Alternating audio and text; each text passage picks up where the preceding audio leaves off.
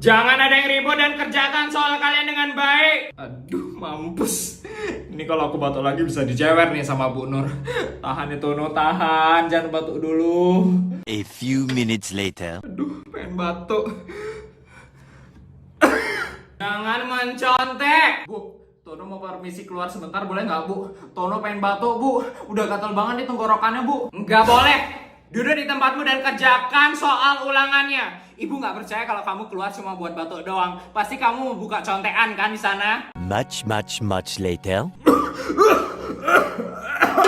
Jangan ribut dan jangan mencontek atau ibu keluarkan kamu dari kelas. Astaga, lagi sakit beneran gini kenapa dibilang ribut sama nyontek sih? Aduh, Mak, pengen pulang.